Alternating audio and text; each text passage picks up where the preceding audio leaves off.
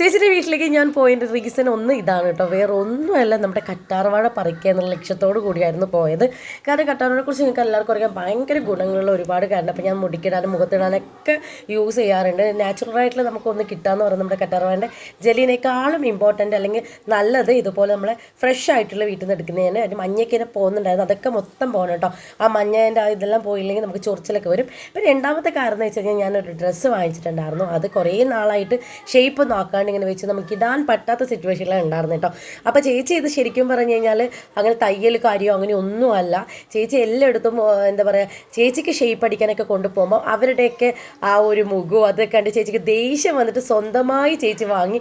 ചേച്ചി മുമ്പൊക്കെ ഷേപ്പൊക്കെ അടിക്കാൻ പഠിച്ചിട്ടുണ്ടായിരുന്നു. അപ്പോൾ ചേച്ചീൻ്റെ ആവശ്യങ്ങൾക്ക് വേണ്ടി മാത്രം യൂസ് ചെയ്യുന്നതാണ്. ഷേപ്പും കാര്യങ്ങളൊക്കെ അടിക്കാൻ ചേച്ചിക്ക് അറിയുള്ളൂ. അപ്പോൾ അങ്ങനെ ചേച്ചി വാങ്ങിയതുകൊണ്ട് പിന്നെ നമുക്കും പൈസ പുറത്ത് കൊടുക്കണ്ടല്ലോ, എല്ലാം ഫ്രീ ആയിട്ട് കിട്ടുന്നത് കൊണ്ട് ഞാൻ ഷേപ്പൊക്കെ ആക്കാൻ വേണ്ടി പോയിട്ടുണ്ടായിരുന്നു. ഇതും കൂടിയാണ് മെയിൻ ആയിട്ടുള്ള ഒരു കാര്യമെന്ന് പറയുന്നത്.